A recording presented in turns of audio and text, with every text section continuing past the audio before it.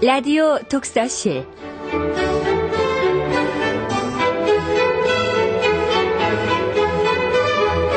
이 시간 진행의 김갑수 문화평론가입니다.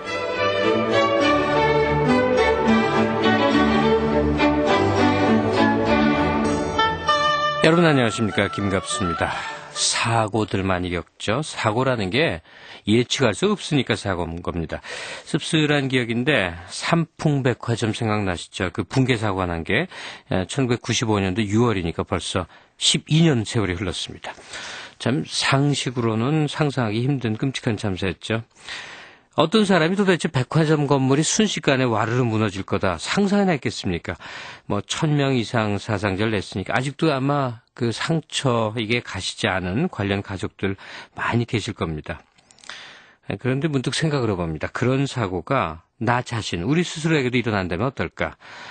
이 산풍사고 외에도요, 굵직한 사건 사고 접할 때마다 내 경우라면 어떨까 이런 생각을 해보고요. 때론 몸서리가 쳐지기도 하고 그렇습니다. 오늘은요. 바로 이런 만약에라는 상황을 염두에 두고 쓴 희곡 한 편 소개해드리려고 합니다. 먼저 작가 소개를 해드리겠습니다.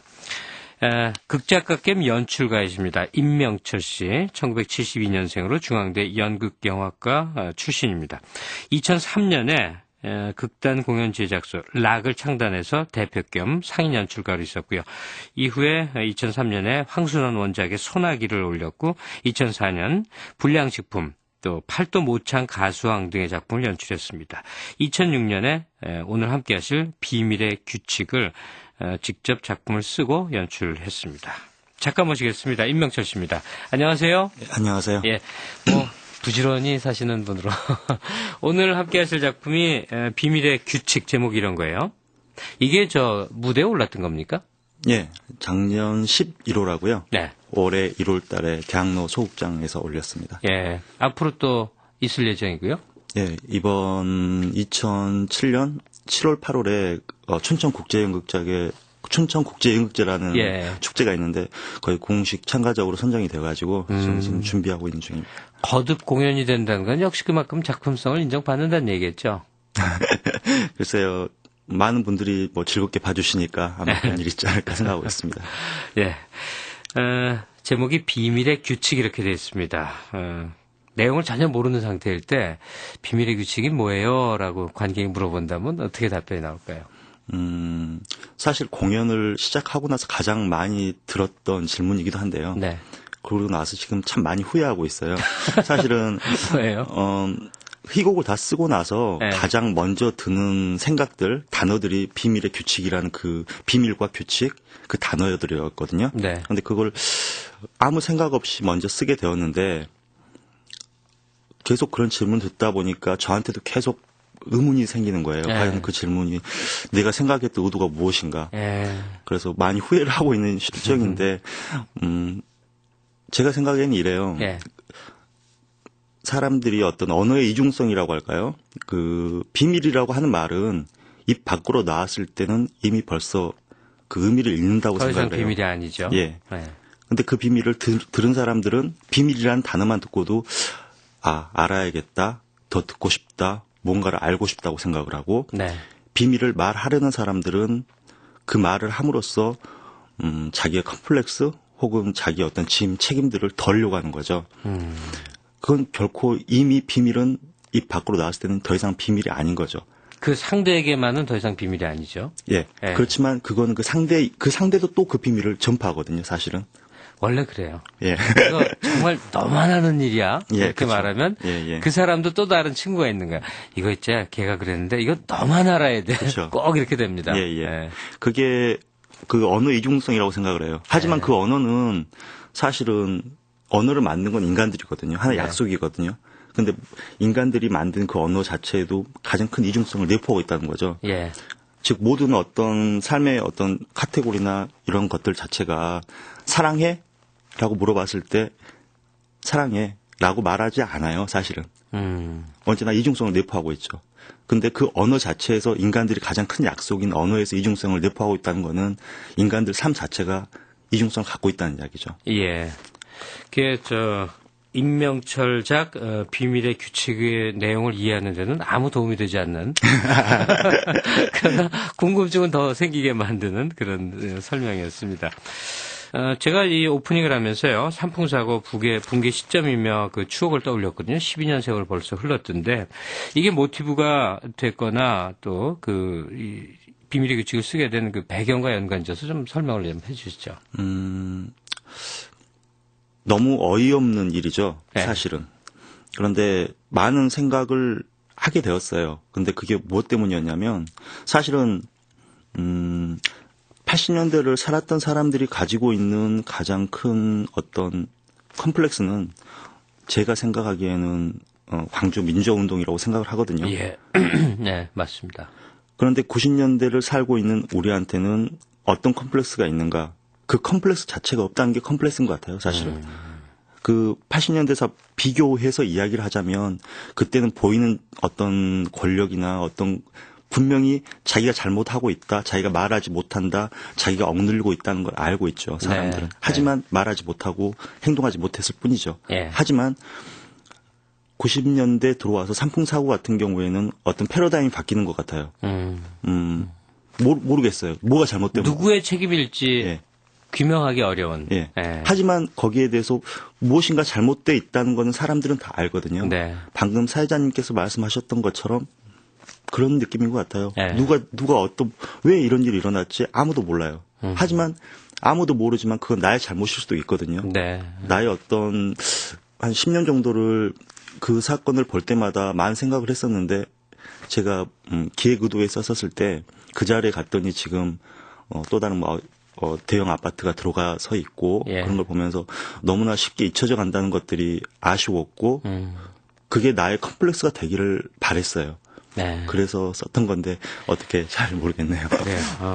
80년대 지금 떠올리신 그 기억을 보면 명확하게 우리가 실제 어떻든 간에 하여간 문제 당사자를 그렇죠. 상정할 수가 있었는데 그렇죠. 그 이후 90년대 전개에 있어서는 설령 이 사업주나 건축주를 탓해갖고 될 일이 아니라고 그렇죠. 누구나 알거든요. 예. 삼풍이든 성수대교든 말이죠. 그만큼 우리 모두가 개입되어 있는 문제로서 사회적 사건들이 확산되어 있는 상황을 말하고 있습니다. 이 비밀의 규칙이 그 안에 어떤 섬세한 결을 말하고 있는 것 같은데 먼저 작품 만나보고 그리고 또 이야기 계속해서 나누겠습니다. 예. 네. 오늘 함께 하실 작품 희곡 작가 임명철의 작품입니다. 비밀의 규칙 함께 하시죠.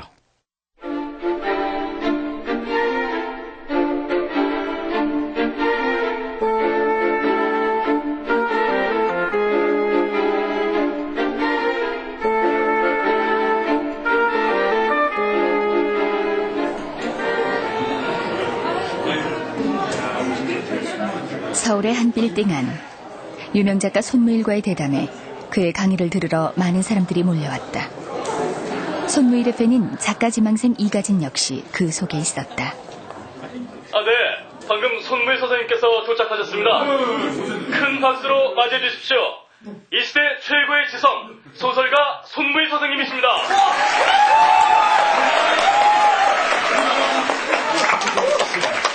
그때였다.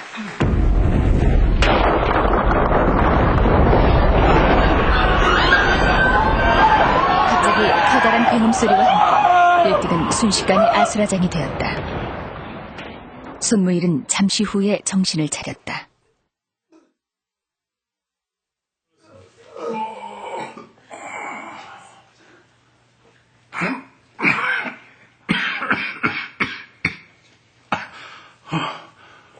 뭐야? 아니, 어떻게 된 거지? 무일은 건물 더미에 완전히 눌리지는 않았다. 사방은 칠흑같이 어두웠지만 다행히 몸을 움직일 수 있을 만큼 넓은 공간이 확보돼 있었다. 무일은 재빨리 핸드폰을 꺼내들었다. 뭐야 이거? 안 되잖아. 누구 없습니까? 아무도 없어요?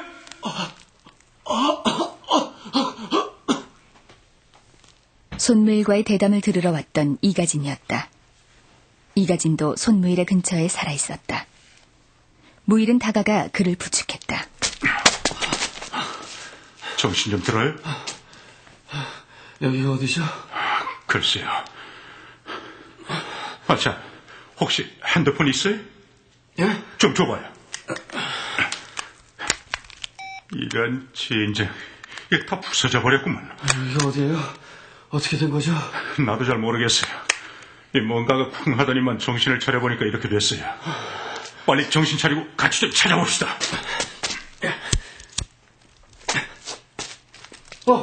여기 스위치가 있어요. 가지는 스위치를 찾아 불을 켰다. 무일은 머리에, 가지는 다리에 피를 흘렸다. 가지는 작가 무일을 단번에 알아보았다. 혹시 손무일 작가님? 어떻게 된 거죠? 지진이라도 일어난 건가요? 우리 둘뿐이에요? 여기 아무도 없었나요? 나도 여기에 있었는데 내가 어떻게 합니까?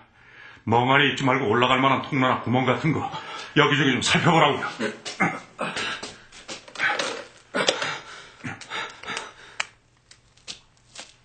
가지는 여기저기 살피다 비상전화를 발견해 수화기를 들고 통화를 시도해보지만 역시 연결이 되지 않았다.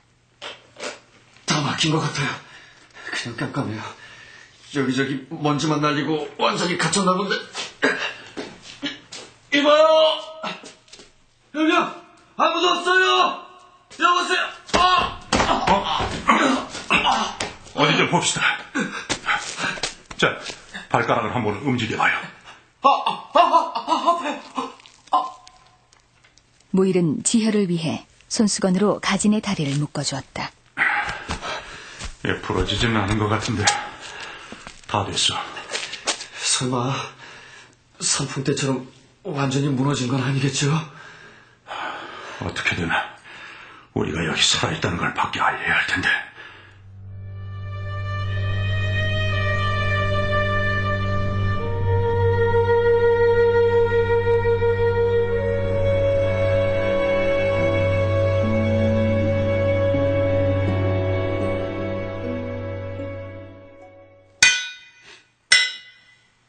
무일은 휴대폰을 들고 만지작거리고 있었고 가지는 파이프를 두드리며 크게 소리쳤다. 그렇게 그들은 구조의 손길을 애타게 기다리고 있었다. 이봐요! 아무도 없어요! 여기요! 그럼 살살 합시다. 다시 무너지면 어쩌려고. 어떻게든 사람이 있다는 걸 알리려고 그런 건데 알았으니까 생각 좀 하면서 하란 말이오. 우리가 언제까지 이러고 있어야 될지도 모르는데 뭔가 시도를 해야. 언제까지라니 내가. 제 말은 그게 아니라 오겠죠. 물론 구조대가 오는데요.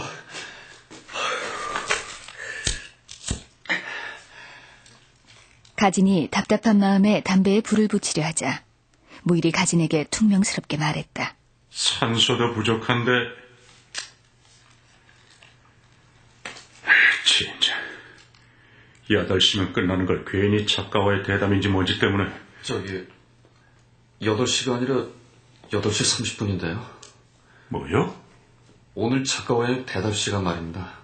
예정에도 없던 작가와의 대담인지 뭔지 때문에 기다리다가 이렇게 됐다 이 말입니다. 그거 아닙니다.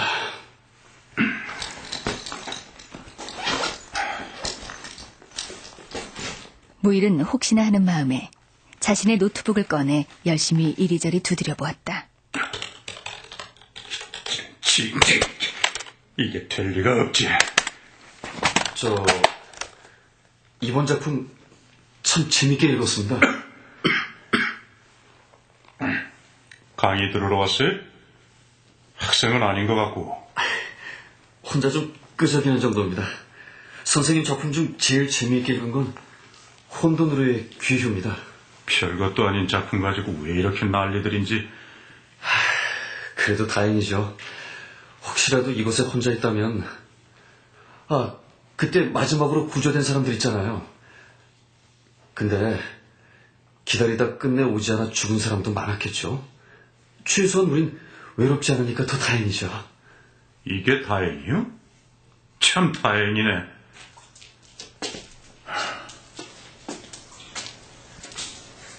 밖에 비가 오나 봐요. 지금이 몇 월인데 비가 내리겠소?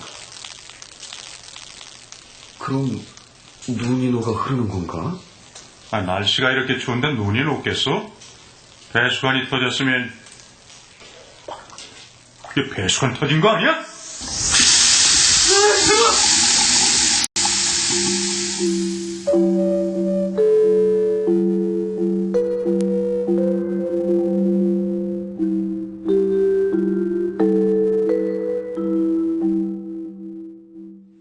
치마를 두르고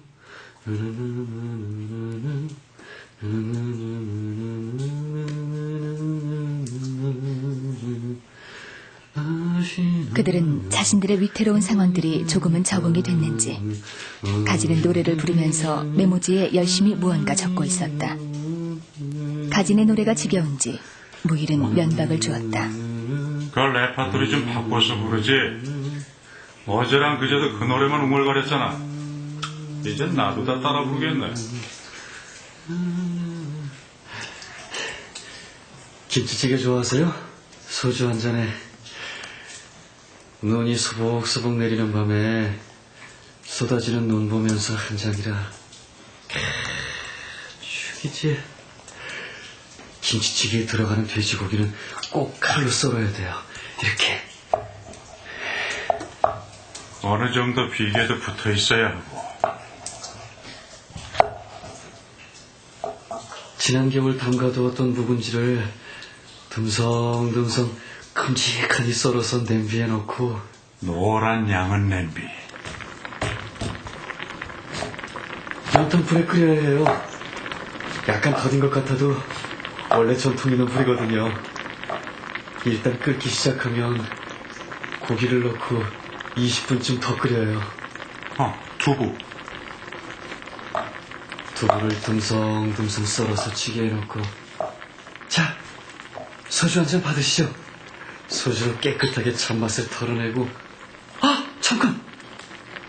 눈을 감고 냄새를 먼저 먹는 거죠. 어때요? 냄새 맛이? 맛있네. 가지는 김치찌개가 바로 코앞에서 보글보글 끓고 있는 듯 미친 듯이 먹는 신용을 했다. 두 사람은 한동안 환상에 빠진 듯 멍하니 있었다. 아까부터 뭘 끄적이던데. 좀 봐주시겠습니까? 이 상황에서 글 따위가 무슨 소용이 있는지. 그냥 습관이 돼서. 제가 뭘 알겠습니까마는 선생님 작품 중에 그런 글귀가 있지 않습니까? 지적 호기는 가식적 자위를 통해 나온다. 혼돈으로의 귀휴? 예. 그리고 작가란 생활의 감옥 속에서도 지적인 허기를 느껴야 한다고 하셨잖아요. 지적인 허기? 그러니까 전 늘 배가 고파야 합니다. 그래서 10년째 2끼 이상을 먹어본 적이 없어요. 그 책을 읽고 나서 세상의 모든 일상이 달라진 느낌이랄까요? 뭐 들을 게 있다고 내 강의 들으러 왔어? 꼭 뵙고 싶었습니다. 선생님께서는 소진문학상, 무성문학상 수상자이시고 순수 문학을 대중문화의 한 축으로 바꿔놓은 선구자이시잖아요. 참 아이러니하군. 결과적으로 나 때문에 갇히게 된 거 아닌가? 아닙니다. 글이란 게 그렇지. 쉽게 손 가는 대로. 예? 내가 비밀을 하나 알려줄까? 자네 눈에 보이는 건 현실이야. 사람들이 아는 건 사실이고 내가 말하는 건 진실이야. 이런 상황에서 선생님과 같이 있다는 것 자체가 뭐랄까. 나보단 어여쁜 아가씨가 낫겠지. 선생님도 참 무슨 말씀을.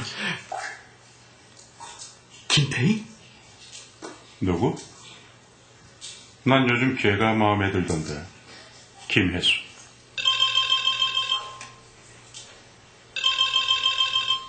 그들이 한가하게 연예인 이야기를 하고 있을 때 전화가 울렸다.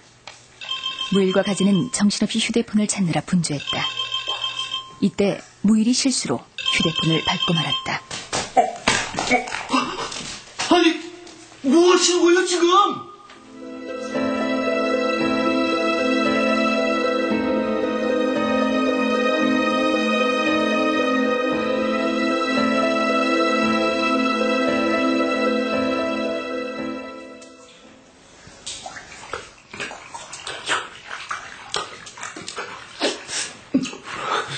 갇혀있은 지 얼마나 지났을까. 가지는 배고픔에 못 이겨 떨어지는 물을 받아먹고 있었고, 무일은 통화 연결도 되지 않는 핸드폰만 여전히 만져댔다. 무일은 가진이 못마땅한지 한참 바라보더니 가진 몰래 주머니에서 사탕 하나를 꺼내 조심스레 먹었다.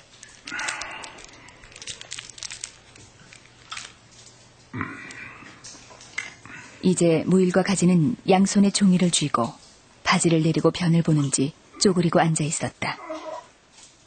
가지는 자기가 쓴 메모지를 뜯어먹고 있었고, 그 모습을 보던 무일이 볼일을 다 보고는 뒤처리도 하지 않은 채 옷을 챙겨 입었다. 인간과 동물이 다른 점이 뭐냐는 말 들어봤지? 인간은 웃을 줄 안다. 인간은 남자든 여자든 자고 싶을 때 언제든 같이 잘 수 있다. 또 뭐가 있을까? 가지는 무일의 말은 무시하고 주변에 뒤처리할 무언가를 열심히 찾고 있었다. 봐, 그게 다 헛소리야. 어? 가장 큰 다른 점은 바로 똥 싸고 닦느냐 못 닦느냐 이거지. 아이, 짜증나. 냄새 펄펄 풍기며 얼굴 맞대고 앉아있는데 대통령이고 미스 코리아고가 어딨어? 에?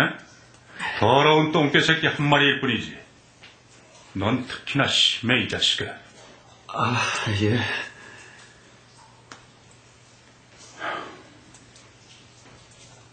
다 나 때문이야. 아니에요. 아니야. 내가 그때 전화를 못 받아서 다 죽은 줄 아는 거야. 아이씨, 왜 안 되는 거야. 아이.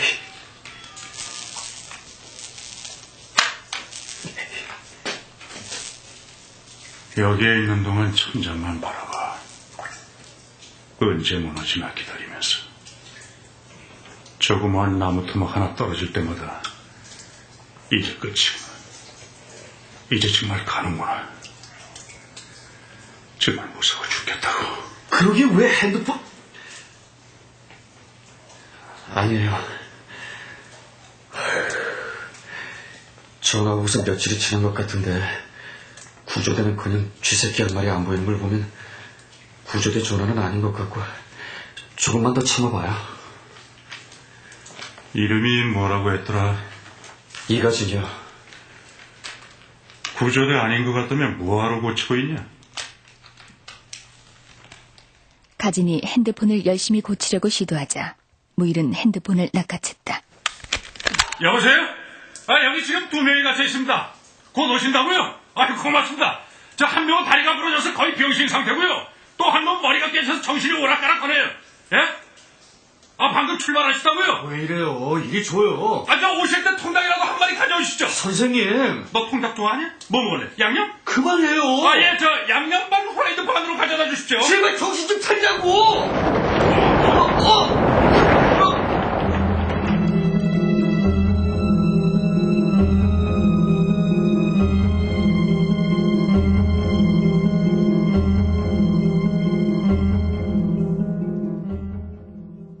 건물은 불안했다. 언제라도 다시 무너져 내릴 판이었다. 그들은 불안했고 막막했고 그래서 뭐라도 해야 견딜 것 같았다. 2007년 7월 소풍 끝나지 않은 세상을 향해 던지는 작가 손무일의 희망의 구라. 2003년 5월 전당포에서 길을 찾다. 그래도 사랑은 있다는 작가 손무일의 수줍은 자위. 네, 참 많이도 쓰셨습니다. 가지는 마이크를 쥔 양손을 입 앞에 대고 무일이 쓴 작품들을 나열하기 시작했다. 구라? 맞다. 쓰레기들이지. 손무일 선생님은 집회를 주로 어디서 하십니까? 말씀해 주십시오. 어디서 하십니까? 예? 예. 전 집에서 집이 편합니다. 그럼 선생님은 소설 한 편 탈고하는데 얼마나 걸리시나요? 별로 시간 안 걸리는데 이 컴퓨터만 켜면은 바로 나와요. 그냥 쑥쑥. 아, 대단하십니다. 예술적 영감은 어디서 얻으시나요? 상상? 경험? 여자랑 잘 때.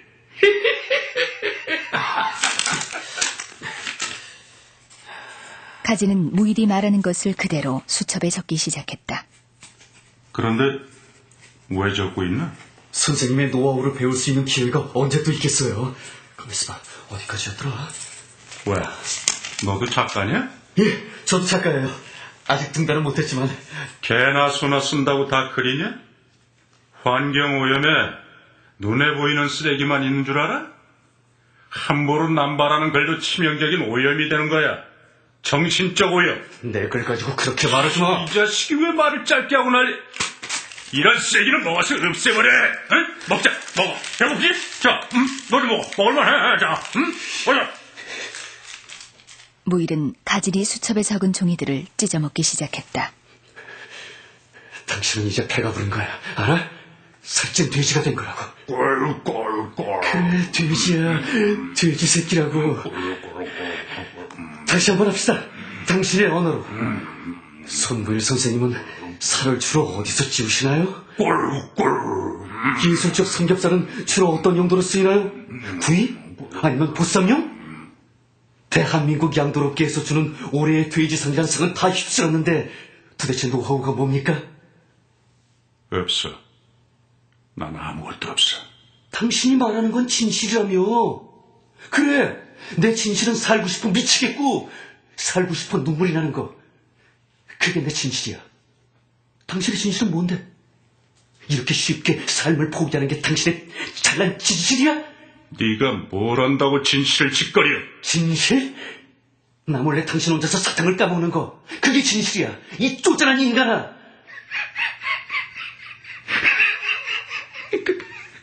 그렇지. 그게 바로 나야. 어? 비겁한. 아이 쪼잔한. 그게 내 인생이야. 당신 인생 어쨌든 난 관심 없어. 그렇지만 당신이 쓴 작품을 보고. 아니야! 내가 쓴 게 아니라고!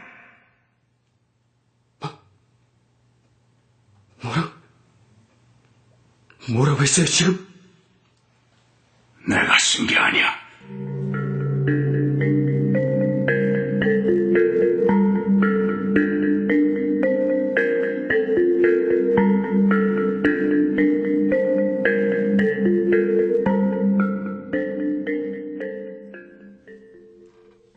무일과 가진이 갇힌 붕괴된 건물에서 세 번째 굉음이 들렸을 때였다. 비상전화가 울렸고 그들의 존재가 밖으로 알려졌다. 그들은 이제 밖으로 나갈 수 있다는 희망에 부풀어 있었다. 당장 몇 시간 전만 해도 그냥 끝났으면 싶었는데 숨이 턱턱 막혀서 단 1분도 못 기다리고 죽을 것 같더니만 구조대가 온다니까 한두 시간이 아니라 며칠은 쌩쌩할 것 같네요. 원래 그렇다. 상황에 따라서 변하는 게 사람이지. 마음 따라 몸 간다고 이젠 아프지도 않아요. 당장이라도 걸을 수 있을 것도 같고. 나도 그래. 내가 언제 머리를 다쳤었냐? 고마워요. 뭐가? 다리요. 내가 묶어준 것밖에 더 있나? 근데 이대로 나가도 되는 건가? 지금 네 모습이 어떤 줄 아냐? 저야 그렇다 해도 선생님은 유명 인사인데 더 창피하죠. 근데 형이라고 불러도 돼요? 이런 일 겪고 나니까 정말 친형 같아서요. 아닙니다. 제가 주제넘게. 사람 관계에서 늘상 문제가 생기는 건 어느 정도의 거리감이 사라졌을 때야. 거리감이 사라지면은 그만큼의 책임이 생기지. 적당한 거리감이 서로의 관계를 좀 더 오랫동안 지속시키는 법이야. 그게 바로 아름다운 거리라는 거야. 나가면 뭐 할 거냐? 우선 김치찌개부터 먹고. 너 김치찌개가 그렇게 좋냐? 그래, 많이 먹어라. 비디오 가게에 가서 고백하려고요. 비디오 가게? 저희 집 앞 비디오 가게에 제가 좋아하는 여자가 있거든요.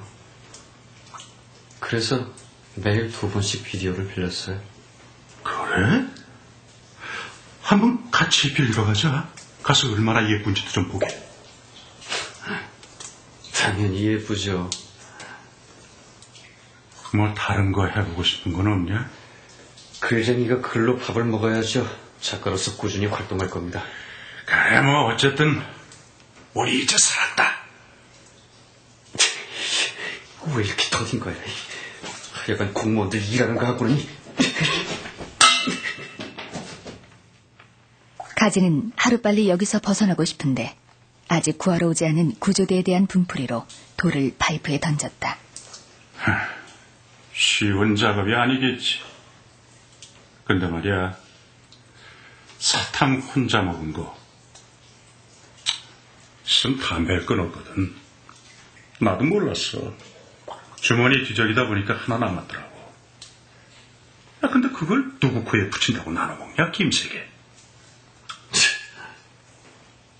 생활의 감옥 속에서도 지적인 허기를 느껴야 한다면서요? 그건 지적인 거고 육체적인 거랑 같냐? 참나.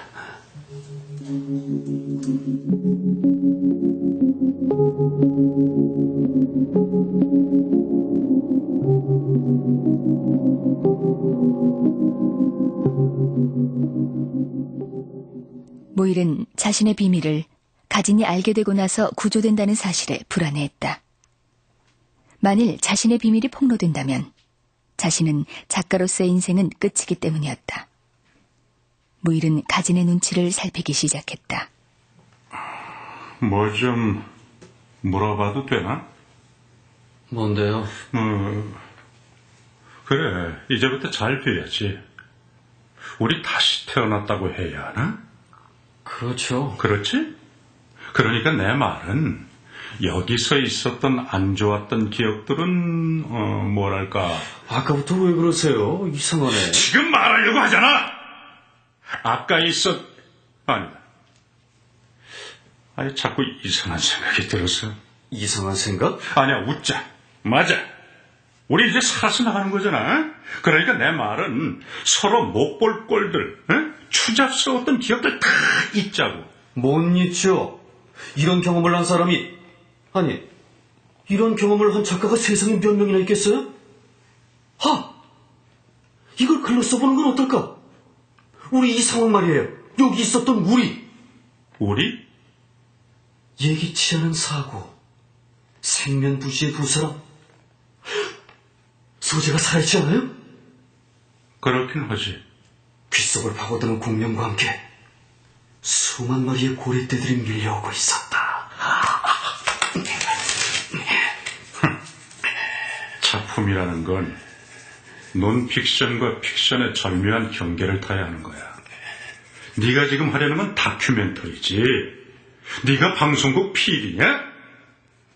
차라리 너 그거 좋더라. 전에 쓰던 거 있지? 아니, 그게 아니라 여기서 똥을 싸고 물을 받아먹고 동물과 다름없는 그 처절함이 있잖아요. 내가 도와줄게. 나가자마자 우선 그것부터 마무리를 해봐. 한 남자는 갓 태어난 새끼를 집어삼키는 어미 개처럼 자신의 노트를 뜯어먹고 있었고, 또 다른 이봐.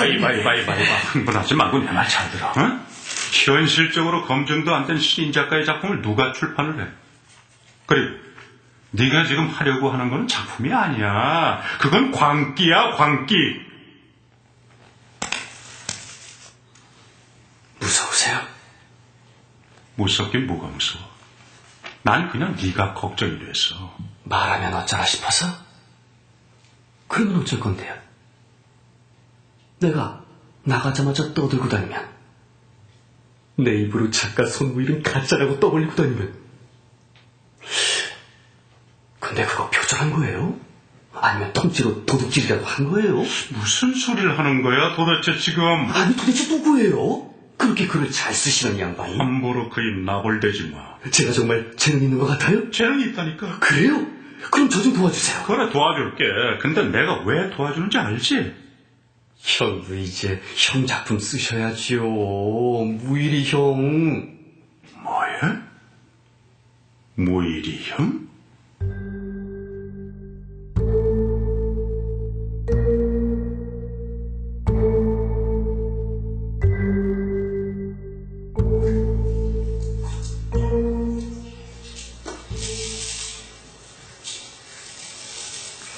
실은요, 제가 신청했어요.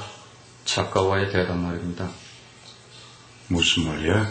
아니, 특강 끝난 뒤에 작가와의 대담이 있었잖아요. 그거 제가 신청한 거라고요.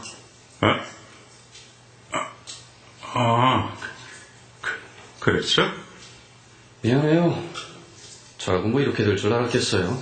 따지고 보면 제 잘못도 아니죠.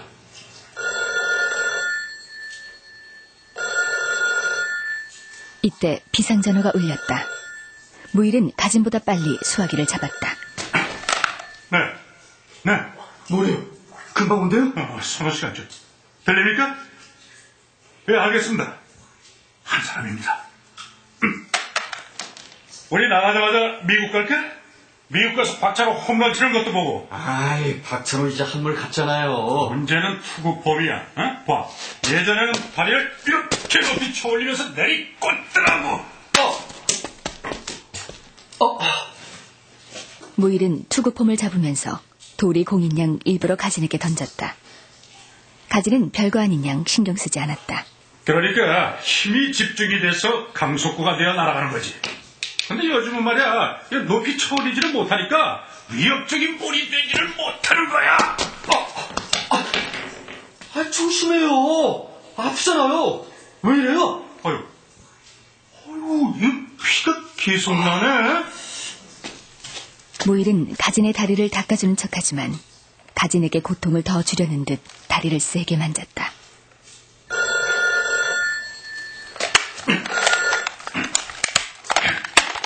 비상전화가 울리자 무일은 재빨리 전화기를 뜯어냈다. 지금 뭐 하는 거예요? 내 글을 누가 썼냐고?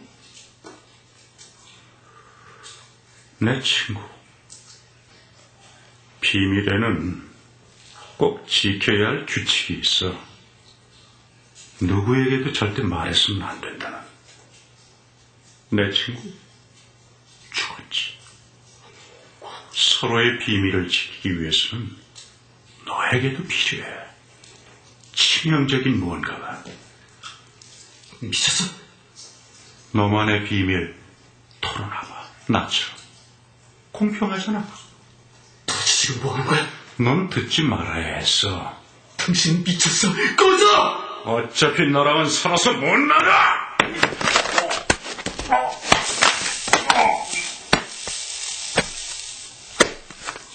무일이 가진에게 돌을 내리치려고 하자 그 순간 형광등 불빛은 나가버렸다. 침묵이 흘렀다. 그리고 잠시 후 형광등이 다시 들어왔을 땐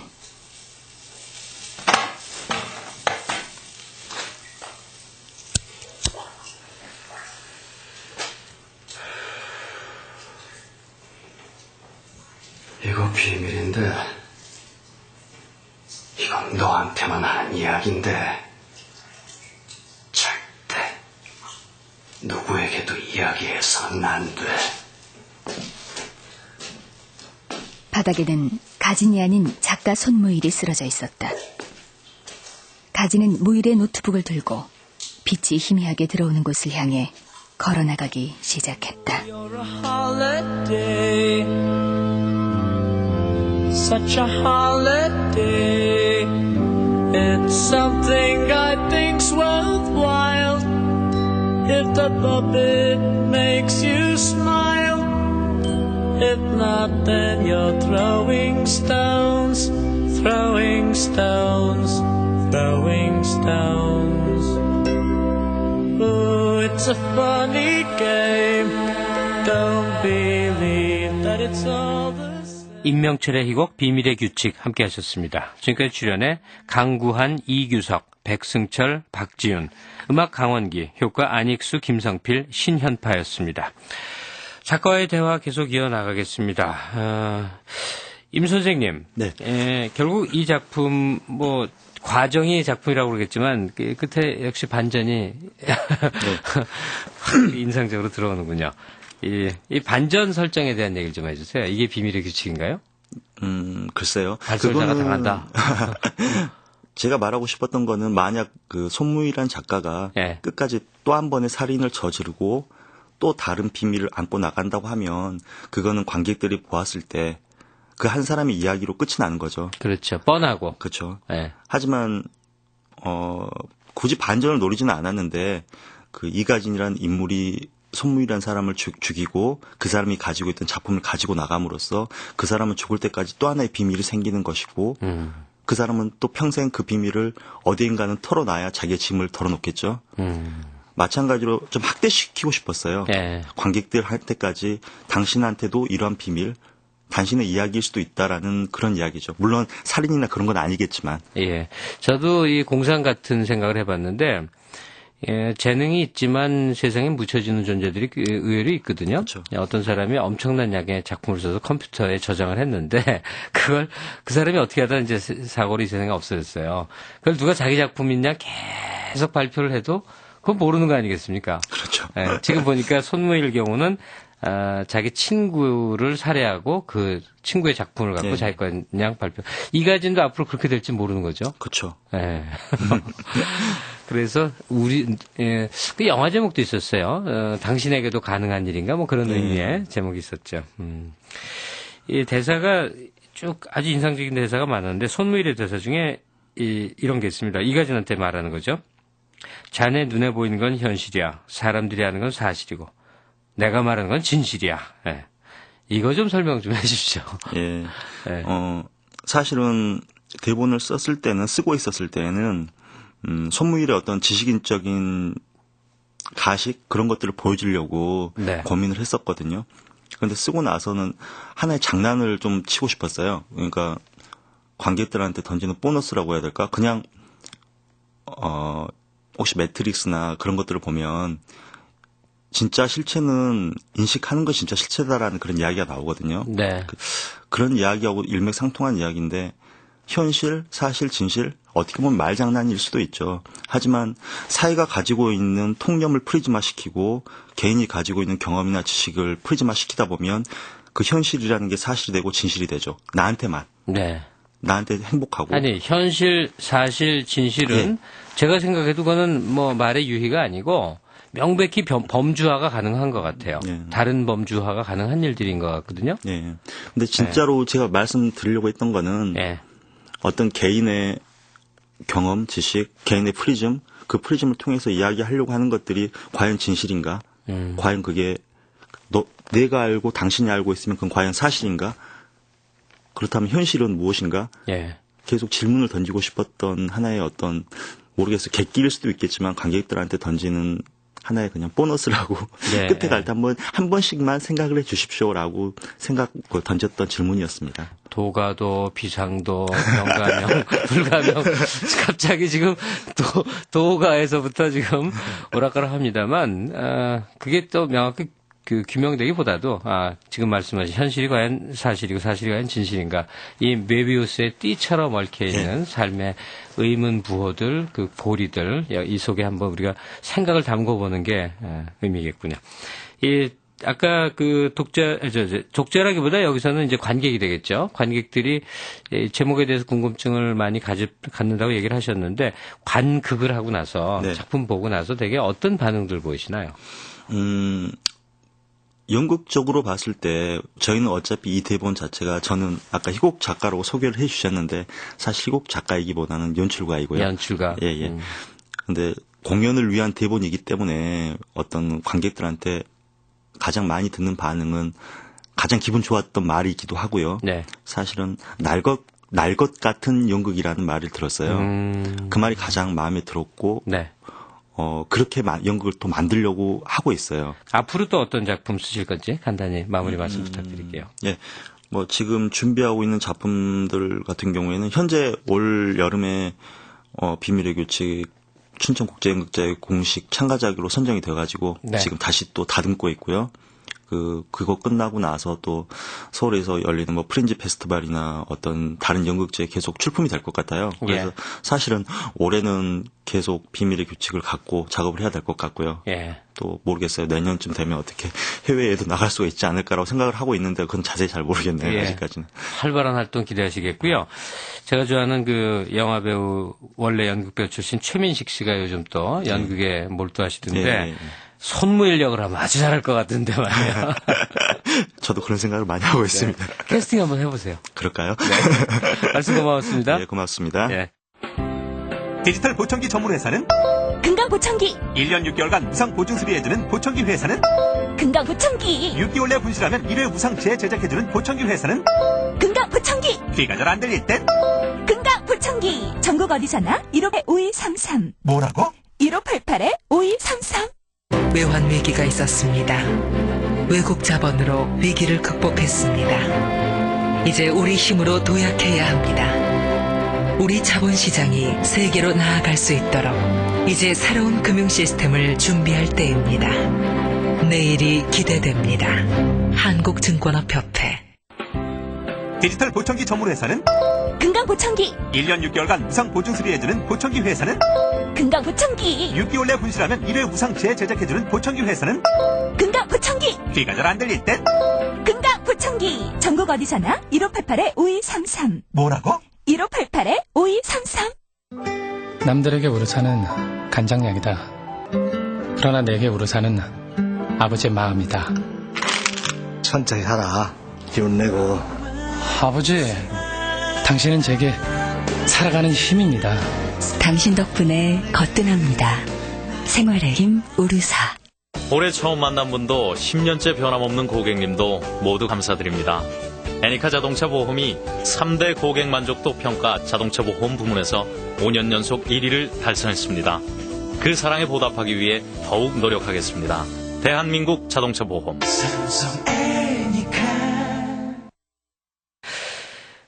옛날 말이지만 돌다리 두드려가라 하는 것들을 우리가 사회적 사건 사고 여기서 많이 경험하지 않았겠습니까? 오늘 사실 얘기는 그 사고에 집중됐기보다는 그 사고를 계기로 해서 어떤 진실이 어떤 사실이 어떤 현실이 캐지는 그런 과정의 얘기였습니다. 머리가 약간 뻑적지근합니다. 굉장히 우리가 생각함직한 내용들을 갖고 깊이 있게 한번 발을 담궈본 것 같습니다. 오늘 여기까지 하겠습니다. 편안한 휴일 되시기 바랍니다. 라디오 독서실 지금까지 극본 선욱현, 기술 이흥규, 연출 이계창이었습니다.